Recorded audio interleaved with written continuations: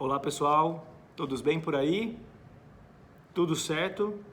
Vamos dar seguimento ao nosso estudo de processo civil em recursos.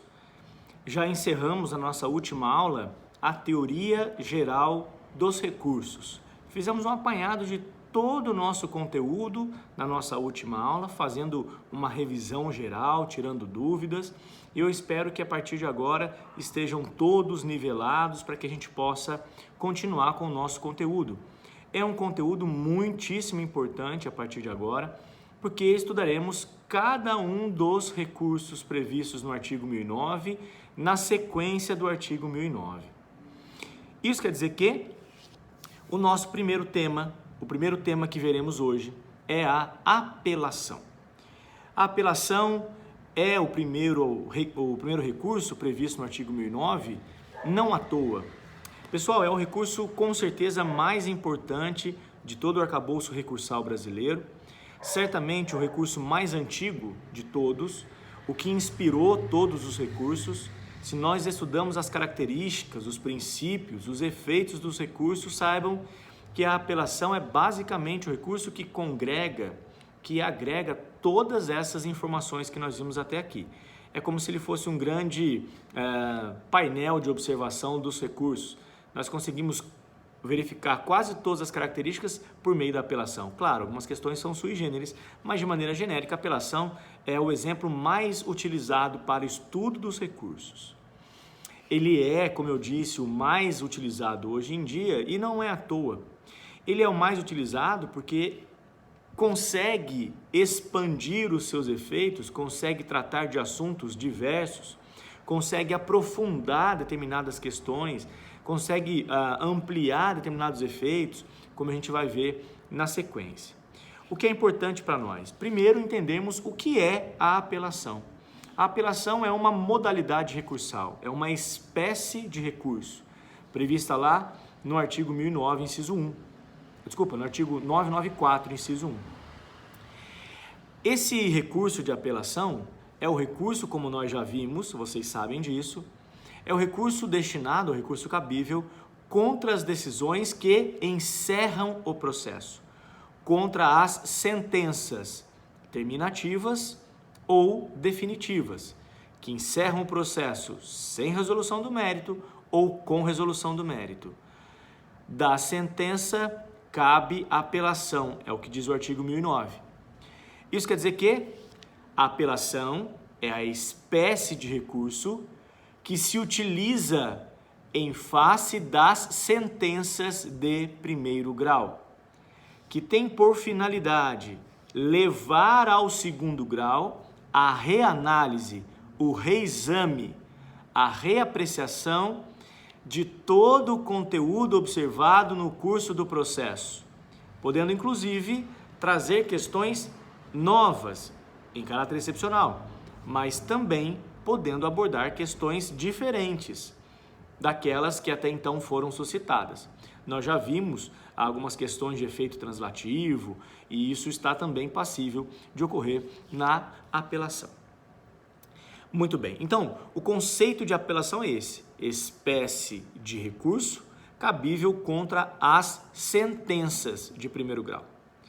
Tem a finalidade então de avaliar error in judicando ou error in procedendo. O que isso quer dizer, pessoal? Que a apelação busca modificar ou invalidar uma sentença. Essa é a finalidade desse recurso. Nós vamos verificar um pouco mais adiante que a apelação traz consigo uma série de possibilidades e não só na questão da modificação, mas principalmente na invalidação, nós veremos que a apelação tem uma força muito grande para a questão de reexame das decisões ou dos atos decisórios de primeiro grau. Tá ok, pessoal? Então, basicamente, o conceito de apelação é esse. E essa é a finalidade: corrigir erro in judicando ou erro in procedendo, para modificar ou para anular as decisões de primeiro grau. Ok? Então, para que a gente não tenha dificuldades com relação à apelação, quando vamos utilizar a apelação? Quando a esfera jurisdicional, o momento processual esteja no primeiro grau e a decisão de primeiro grau seja sentença, ponha fim ao processo com ou sem resolução do mérito. Ok? Então, é assim que nós identificaremos o momento de utilizar a apelação. Primeiro, a esfera jurisdicional. A apelação é interposta contra decisões de primeiro grau. Quais decisões? Contra as sentenças. Então, precisamos identificar a esfera jurisdicional e o tipo de ato decisório, que no caso da apelação é sentença. Tudo bem? Ótimo. Vocês devem se recordar que no início do estudo da teoria geral, eu fiz um apanhado dizendo das principais alterações que a estrutura recursal brasileira trouxe a partir de 2015. Vimos também a questão do agravo retido, que era uma figura do Código de 73, que deixou de existir no Código de 2015. Vimos que o agravo por instrumento, ou o agravo de instrumento, é uma outra modalidade recursal, voltado para decisões interlocutórias e não sentenças. Vocês devem se recordar disso. Muito bem. Já que o legislador optou por excluir do rol do 994 o agravo retido e elencou, lá em 2015, a gente já viu que esse rol hoje não é taxativo, existem possibilidades de urgência em que o agravo vai poder ser utilizado, o STJ decidiu isso recentemente. Muito bem. Mas nós sabemos então que, basicamente, a apelação se volta contra as sentenças. E, basicamente, o agravo de instrumento se volta para atacar decisões interlocutórias lá do artigo 1015, excepcionalmente em questões de urgência, conforme decisão do STJ. Ok? Muito bem. Aí eu tenho uma pergunta, pessoal. Já entendemos o conceito de apelação, a finalidade da apelação? E agora precisamos verificar uma questão importante. Quando o legislador retira o agravo retido, ele coloca como única hipótese de recurso sobre decisões interlocutórias o agravo de instrumento. Vocês já pensaram em uma decisão interlocutória que não esteja prevista no artigo 1015? Pode acontecer. Aliás, várias podem acontecer. Como, por exemplo, o pedido de novos quesitos numa perícia, por exemplo. A perícia foi realizada, eu peço novos quesitos, eu peço novas respostas. É uma decisão interlocutória que vai apreciar esse meu pedido. Não vai por fim o processo, vai resolver uma questão incidental. Imaginem vocês, então, qualquer outra decisão interlocutória que não esteja prevista no artigo 1015. Como é que eu faço se eu tiver algum tipo de prejuízo de uma decisão interlocutória que não está no 1015? Então vamos lá. Historicamente, a apelação, que é o recurso que nós estamos estudando hoje, trata ou serve para atacar as sentenças, ok? Mas houve uma ampliação da sua carga, do seu poderio a partir de 2015. Como assim? Além de tratar da regra da apelação, que é atacar sentenças, a apelação vai poder levar para o tribunal qualquer questão do processo, mesmo que seja decisão interlocutória, mas isso só depois da sentença, como preliminar de apelação. Como assim, Fred? Pelo amor do Santo Cristo, para que eu quero descer. É muito simples, pessoal. A apelação vai ser interposta assim que for prolatada uma sentença. Isso não muda, ok? Mas no curso do processo, nós vamos ter decisões que não vão poder ser atacadas por agravo de instrumento, porque não estarão previstas no artigo 1015 e também não suscitam uma urgência como aquela estabelecida pelo STJ. E nesses casos, como é que eu faço? Eu posso usar uma apelação contra uma decisão interlocutória? Não, claro que não. A sentença estará sujeita à apelação e há uma correlação entre elas. Eu só posso usar a apelação contra a sentença. Mas Fred, então o que é que eu faço se na linha processual vier uma decisão interlocutória que eu não consiga atacar por agravo de instrumento? Bom, não vou conseguir atacar porque, ou não está no I-15 ou não é urgente. Como essa questão, por exemplo, fiz meus quesitos, quero novos quesitos e o juiz indefere. É uma decisão interlocutória.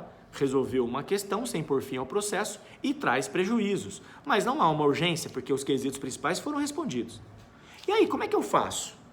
Bom, agravo de instrumento não vai caber, porque não há essa previsão lá no 1015 e não se trata de uma questão de urgência.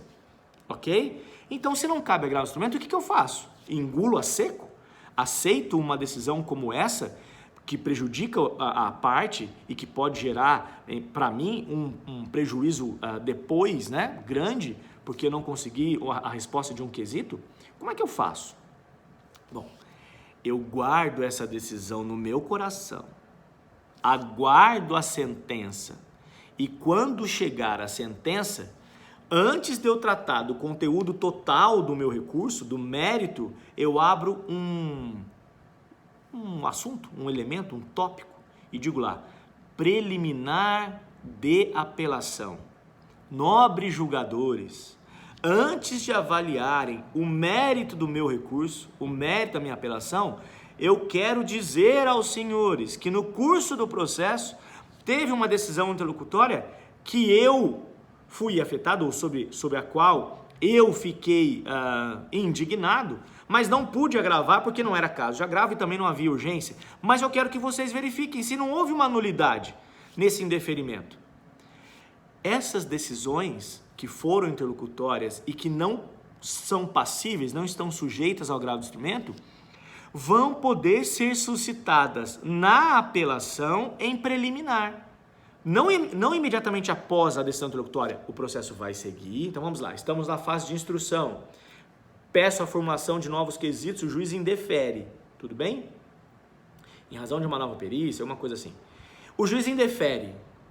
Eu não posso agravar naquele momento da linha processual, porque não há previsão no 1015. Tudo bem? Mas é uma decisão que traz ou pode trazer prejuízo para mim. A linha processual continua a sua sequência até chegar na sentença. Aí o processo será sentenciado e eu vou guardar esse rancor no meu coração, eu vou guardar essa angústia, porque eu vou alegar no tribunal que lá, durante o processo, o juiz proferiu uma decisão interlocutória que me prejudicou. Agora eu vou suscitar lá no tribunal. Mas isso como preliminar de apelação e não como seu conteúdo de mérito. Tudo bem? Qual foi a ideia do legislador, pessoal?